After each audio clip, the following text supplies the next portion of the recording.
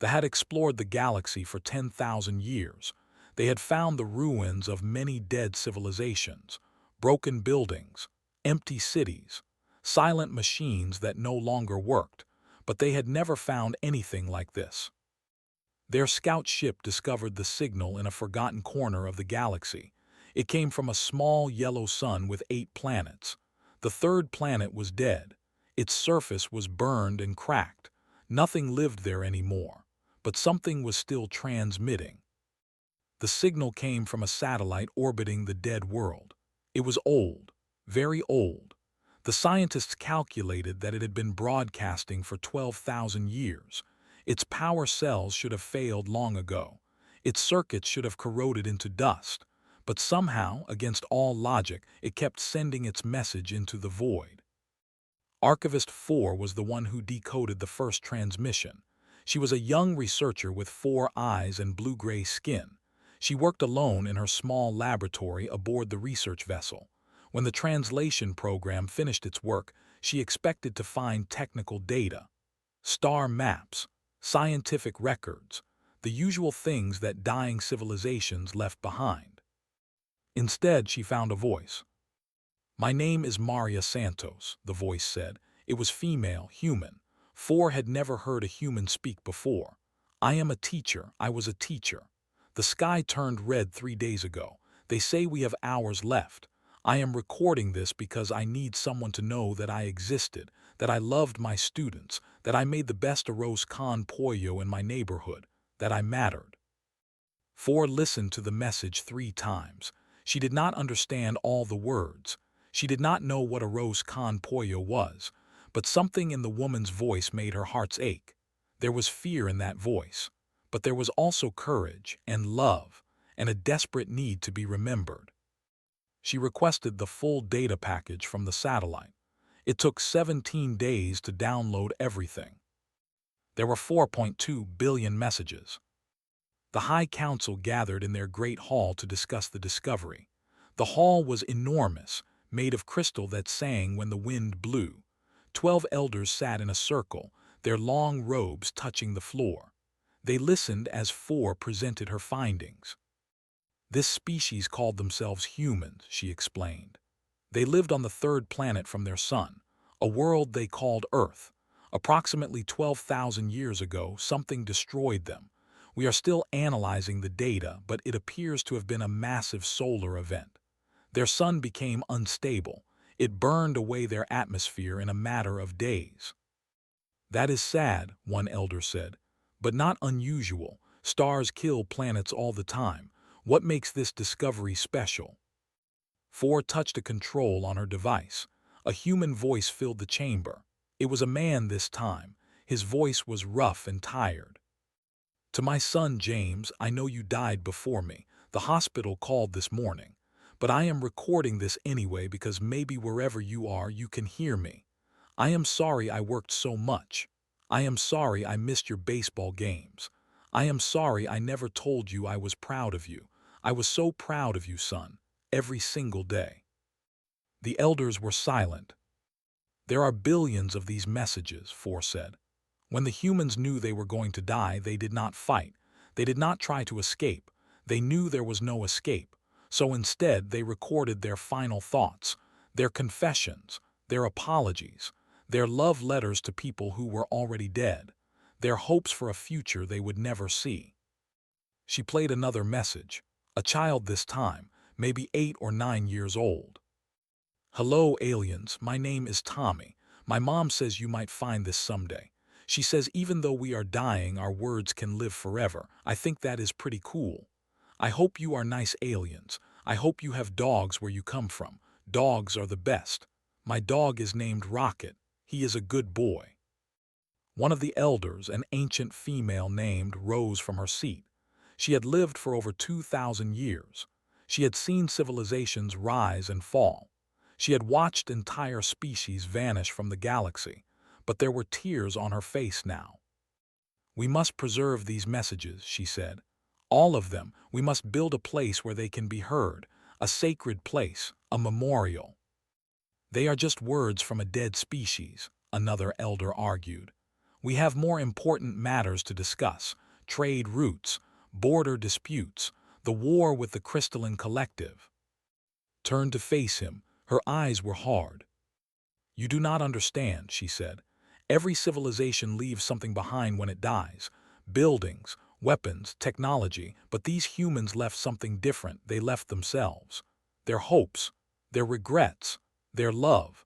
They knew they were going to die, and they used their last moments to reach out to strangers they would never meet, to us, to tell us who they were. She touched the control, and another voice filled the room. A young woman speaking through tears. I do not know who will hear this. I do not know if anyone ever will, but if you are listening, please know this. We were not perfect. We fought wars. We hurt each other. We made terrible mistakes, but we also loved each other. We created beautiful things. We dreamed of the stars. We were scared of dying, but we faced it anyway. That is what being human meant, being afraid and being brave at the same time. The chamber was silent for a long moment. I vote that we preserve the archive, said. One by one, the other elders raised their hands. The vote was unanimous. They built the archive on a small moon in a protected system. It took 50 years to complete. The building was simple but beautiful.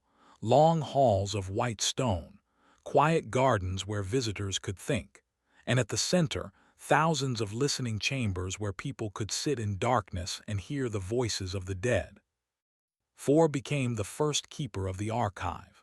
She spent the rest of her long life organizing the messages, translating them into different languages, making sure every voice was heard. She never tired of the work. Every message was a person. Every person deserved to be remembered. Word of the archive spread across the galaxy. At first, only scholars came, then diplomats, then ordinary people. They came from every species, every world, every corner of known space. They sat in the dark listening chambers and heard humans speak their final words.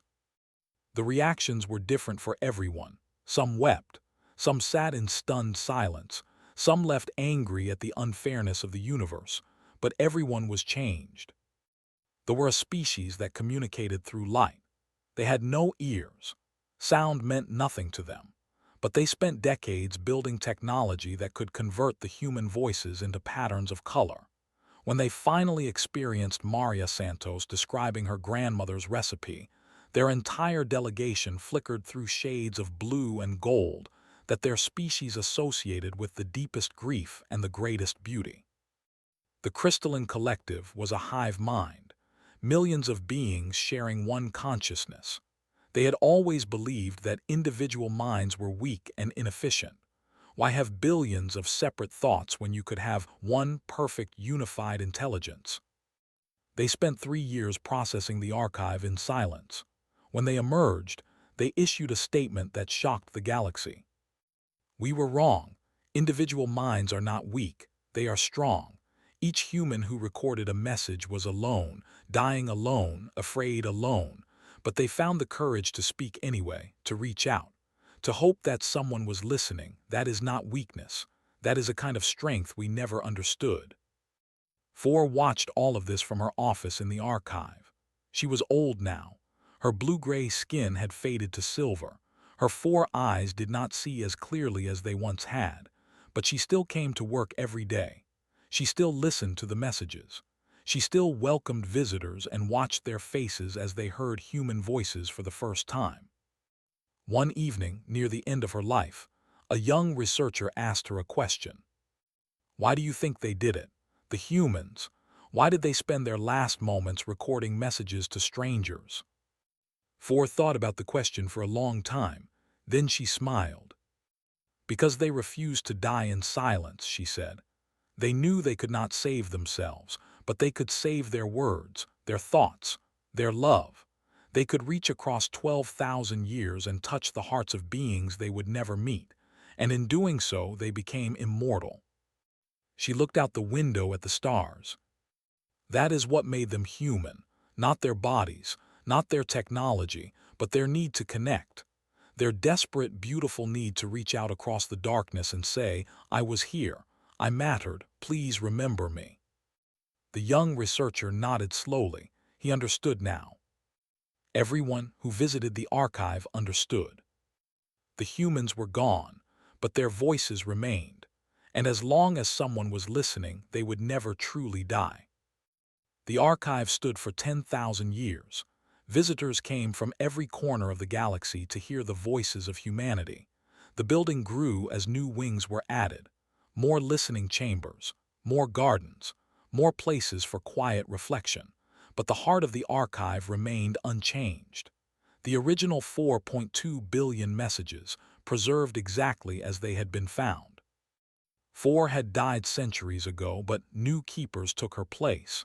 Each one dedicated their lives to maintaining the archive. They knew every message. They loved every voice.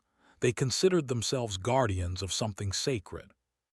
It was during the rule of the 17th Keeper that the anomaly was discovered.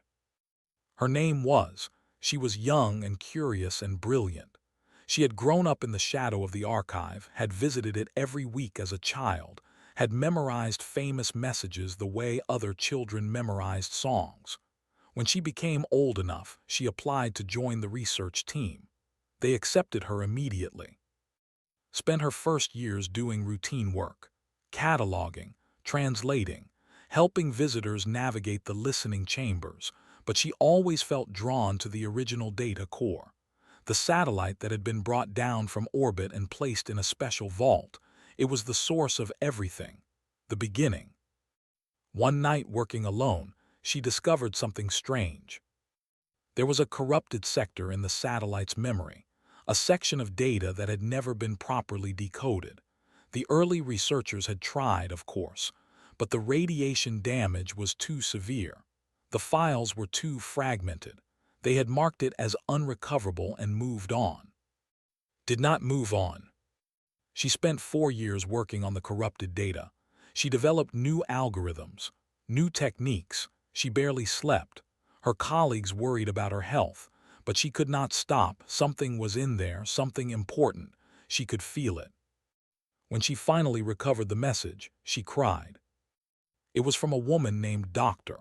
The archive's records showed that she had been a scientist who studied alien languages, except, of course, there had been no alien languages to study. Humans had never made contact with other species. Doctor had spent her entire career imagining conversations that never happened. Until now.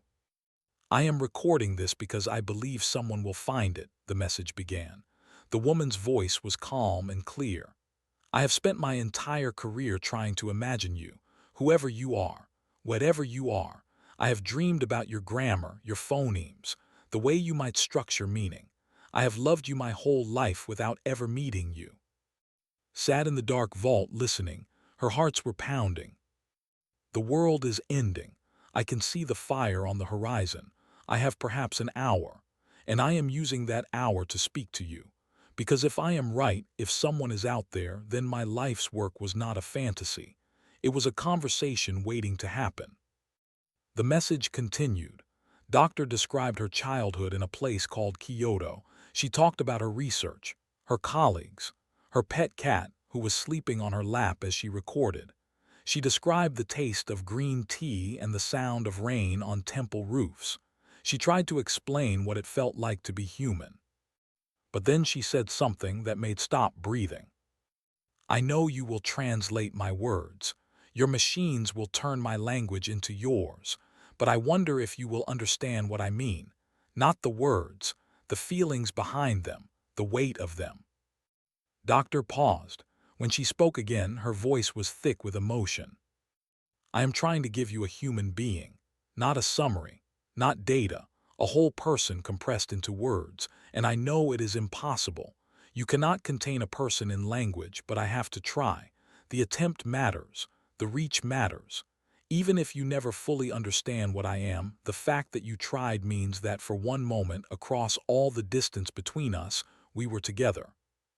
She paused again. And that is what being human was, reaching for each other across the dark. The message ended with Doctor humming a melody, an old song about bridges between worlds. Sat in silence for a long time. Then she went to the Council of Keepers and told them what she had found. The reaction was immediate. Every keeper in the archive came to listen. They played the message again and again. They analyzed every word. They tried to translate it into 100 different languages. But something strange happened. The translation programs kept failing, not because the words were unclear. The grammar was simple. The vocabulary was basic. But the programs reported the same error every time. Emotional context exceeds parameters. The keepers were confused. They had translated billions of human messages. Why would this one be different? Understood. Doctor was not just sending information, she explained. She was trying to transmit presence, the feeling of being a person, and our translation programs cannot capture feelings. They can only capture words.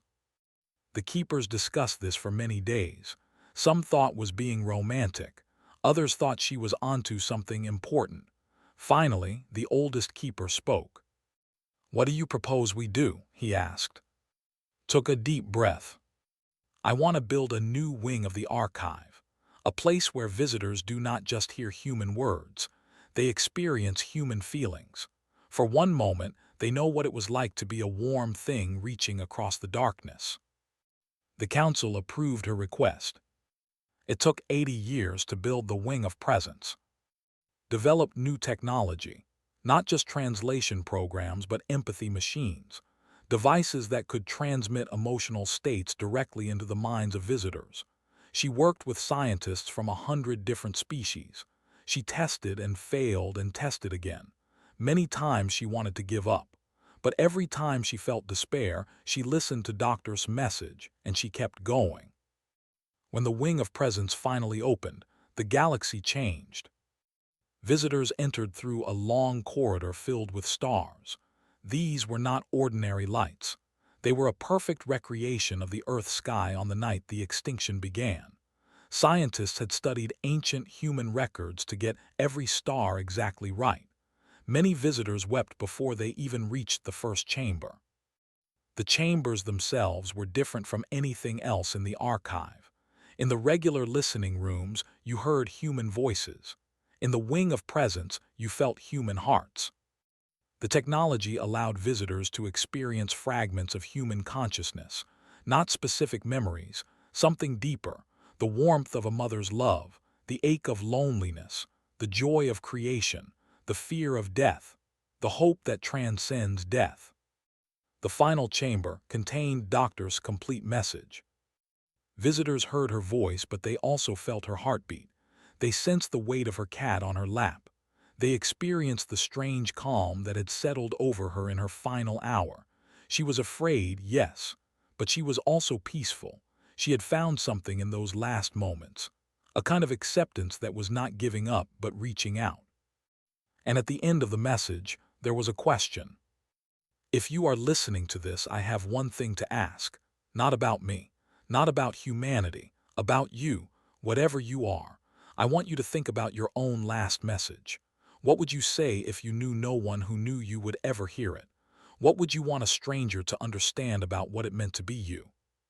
The message paused. You do not have to answer out loud, just think about it. And if you think about it, if you really consider what you would say, then in that moment we will have understood each other. Not perfectly, but enough. The message ended with the humming, the old song about bridges between worlds. Visitors emerged from the Wing of Presence transformed. Some could not speak for hours. Some returned again and again, year after year. Some went home and changed their lives completely. The ambassador, after experiencing the Wing, returned to his home world and led a revolution in his people's art. He created light patterns that tried to capture the feeling of reaching across darkness. His work became famous across the galaxy. The Crystalline Collective, the great hive mind, made an announcement that shocked everyone. They were creating spaces within their shared consciousness for individual thoughts, small pockets of solitude where single minds could exist and reach out to each other. They called these spaces human rooms. Watched all of this from her office. She was very old now, her 4 eyes had dimmed. Her movements were slow, but she still came to the archive every day. She still listened to Doctor's message. She still believed. One evening, a young keeper asked her a question. Do you think Doctor knew? When she recorded her message 12,000 years ago, do you think she knew what it would become? Smiled. I think she hoped. That is what humans did best. They hoped. Against all evidence, against all logic. They reached into the darkness and hoped that someone would reach back. She looked out the window at the stars. And we did. We reached back. 12,000 years late, but we reached back. And that is why the archive matters. Not because it preserves the past, but because it proves something important. It proves that the darkness is not empty, that when we reach out, there is someone on the other end. The young keeper nodded slowly, closed her eyes. That is what Doctor taught me, what all those humans taught me. Connection is not about being close. It is about being willing to reach, across distance, across time, across death itself. If you reach, you are never truly alone. The archive stood for 100,000 years. The faded into history. Other species rose and fell. The galaxy changed in ways that no one could have predicted, but the archive remained. New keepers came. They were not anymore. Some were not even biological, crystalline minds, energy beings, vast artificial intelligences that had evolved beyond their creators. But they all maintained the archive. They all listened to the voices. They all remembered. Had died peacefully 90,000 years ago. But before she died, she recorded her own message. It was added to the archive alongside the human voices, the first non-human entry in the collection. I have spent my life studying a dead species, her message said. And I have learned one thing. They were not remarkable because they died. Everyone dies. They were remarkable because they refused to die in silence. They screamed into the void, not because they thought anyone would hear, but because the scream itself was the point, the defiance, the insistence that they existed, that they mattered, that their brief flicker of consciousness deserved witness. Her voice was calm and peaceful. Behind her, through the window of her quarters, the stars burned steadily. I am dying now, and I am not afraid, because I know that someone will hear this. Someone will sit in the dark and listen to an old talk about what she learned from humans who died reaching into the darkness, and for one moment we will be together. That is enough. That is more than enough. She hummed the melody from Doctor's message, the old folk song about bridges between worlds. She had spent 80 years learning it, note by note. Other species began adding their own messages. When their members died, they recorded final words in the human style, confessions, apologies, love letters, hopes for futures they would never see. The archive grew and grew. There was a message that was just a burst of color, a single radiant pulse that meant something like, I was here, and I loved, and it mattered. There was a crystalline collective entry from a single mind that had chosen to leave the hive, a mind that wanted to experience the human thing, the lonely thing, the beautiful thing of being one small voice in the darkness. I have left the collective, the message said. I am alone now. It is terrifying. It is wonderful. I do not know if I made the right choice, but I know this: I am reaching across the distance, across the silence. I am reaching, and that is enough. The archive became more than a memorial. It became a philosophy, a way of understanding existence. Species that encountered it were changed. They became kinder, more thoughtful, more willing to reach across their differences. Wars ended because leaders visited the archive and emerged with tears on their faces. Treaties were signed in the listening chambers. Children were brought to hear the voices and learn what it meant to be a conscious being in an indifferent universe. 100,000 years after the discovery of the satellite, a new species found the archive. They called themselves the Quiet Ones. They communicated through touch. They had no words at all. They lived on a cold world at the galaxy's edge, and they had developed technology without ever speaking a single sentence.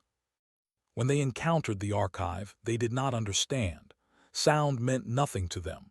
Voices were just vibrations in the air. How could vibrations be sacred?